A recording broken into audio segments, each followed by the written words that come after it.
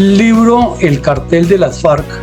sintetiza alcances del narcoterrorismo comunista contra Colombia. La obra titulada El cartel de las FARC, de mi autoría, condensa en 3 volúmenes un análisis histórico, geopolítico, estratégico y de seguridad nacional durante los lapsos 1978, 1996, 1997, 2006 y 2007-2017. Gracias a sus nexos con las dictaduras de Cuba, Panamá y luego la de Nicaragua, el M-19 fue el primer grupo terrorista colombiano que negoció la cuota de gramaje con los carteles de narcotraficantes en los límites selváticos de Caquetá y Guaviare en 1978. Con la misma intención, Jesús María Rojas, alias Cartagena, desertó de las FARC e infructuosamente fue al Putumayo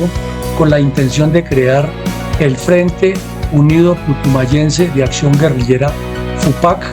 financiado con dineros del narcotráfico. No obstante, fue alias Argemiro, cabecilla de la primera cuadrilla, quien inició a articular el cartel de las FARC por medio del narcotráfico. Los ingentes ingresos permitieron al secretariado estructurar la campaña bolivariana para una nueva Colombia, refinada por Tiro Fijo y Jacobo Arenas durante la 7ª conferencia guerrillera en 1982, con el ambicioso objetivo de tomarse el poder en 1989. Según sus planes, instalando 36.000 terroristas sobre la cordillera oriental con dirección a Bogotá, presumiendo que las guerrillas, como estímulo a la subversión, inducirían a la población capitalina a un levantamiento popular generalizado contra las instancias gubernamentales. La persistente labor de las fuerzas militares impidió a los comunistas armados y desarmados alcanzar el apetitoso objetivo. Desde entonces, son innumerables los casos de trasiego de narcoterrorismo comunista, nexos con dirigentes políticos, locales e internacionales, violencia política generalizada, maniobras políticas oportunistas, reclutamiento de menores, desplazamientos de campesinos de sus fincas, destrucción de poblados, afectaciones a la infraestructura nacional, diálogos engañosos, enfrentamientos entre bandas criminales, aparición de las mal llamadas Autodefensas Unidas de Colombia e incontables tramas contra Colombia. Cada uno de los periodos enunciados tiene características. Durante el lapso 1978-1996 transcurren 18 años en los que las FARC asientan una guarida en Casa Verde, área rural de Uribe Meta, desde donde avanzan sistemáticamente en la destrucción del país, logran la compleja incursión en la vida política de la Unión Patriótica como un apéndice del Partido Comunista, además de la articulación de la coordinadora guerrillera Simón Bolívar. El terrorismo sin piedad contra los colombianos de más bajos recursos, el desconocimiento total de la Asamblea Constituyente de 1991, las estériles conversaciones de paz de Caracas y Tlaxcala, cuyo corolario fueron 12 puntos que, curiosamente, en 2022 incluyó el cura Francisco de Rux en el supuesto informe de la Comisión de la Verdad, adicionándolo como parte del programa de gobierno de Gustavo Petro. Así, durante los 3 últimos años de la administración Gaviria y los 2 primeros del mandato de Samper, 1991 a 1996, que podríamos calificar como un quinquenio de la deshonra,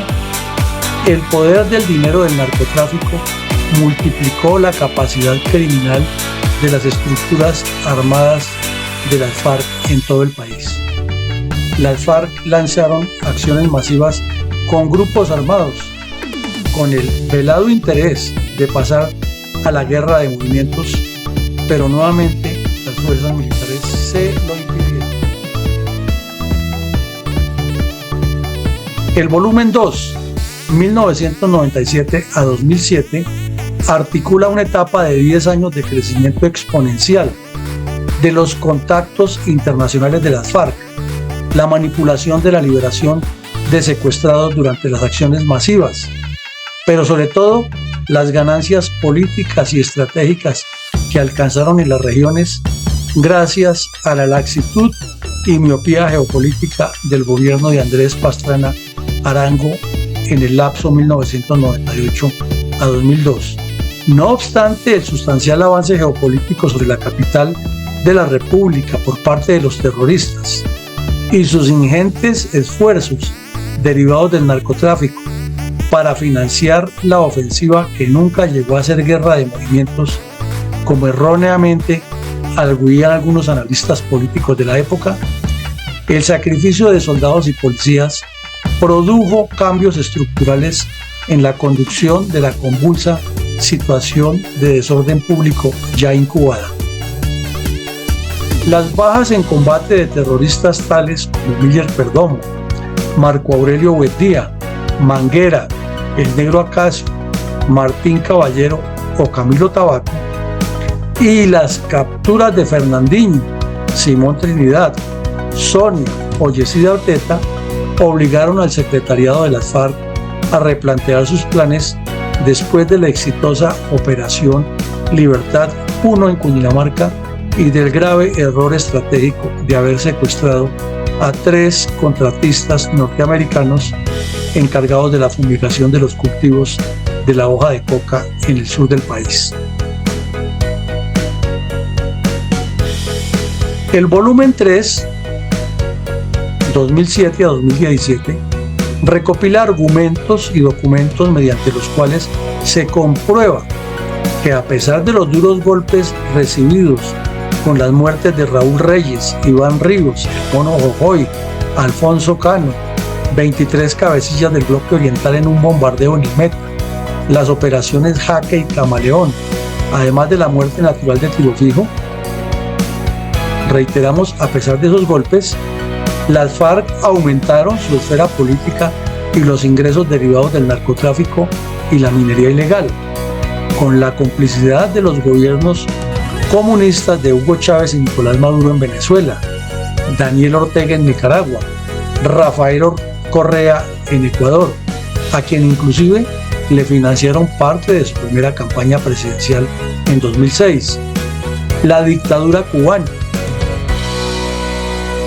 Evo Morales en Bolivia, los Kirchner en Argentina y el dúo Lula-Dima en el Brasil. Tras la firma del Pacto FARC-Santos, se suponía que la paz más perfectamente posible erradicaría el narcotráfico de la vida del grupo terrorista. Pero la verdad fue otra. Las FARC se dividieron en 2 carteles de narcotráfico, uno denominado Segunda Marquetalia y el otro Estado Mayor Central, que a 2023 llevan más de 5 años matándose entre sí en pos del control territorial, la preeminencia de las rutas del narcotráfico, el monopolio de los insumos y los laboratorios de procesamiento de cocaína, el dominio de las pistas clandestinas, pero sobre todo se atacan por contar con la favorabilidad de la narcodictadura venezolana. Mientras Gustavo Petro asegura a los 4 vientos que el narcotráfico va a ser asunto del pasado, las FARC, no las disidencias porque no hay tales, las FARC, el ELN, el Cartel del Golfo y los carteles de narcos mexicanos continúan asesinando la vida en primavera, ejerciendo presión terrorista en los departamentos que integran la periferia o hinterland geopolítico colombiano, incidiendo en agendas políticas nacionales, regionales y locales. Pero eso sí, todo el tiempo hablando de paz. Obra para leer, analizar y difundir. Les habló Luis Alberto Villamarín Pulido, autor del libro en mención.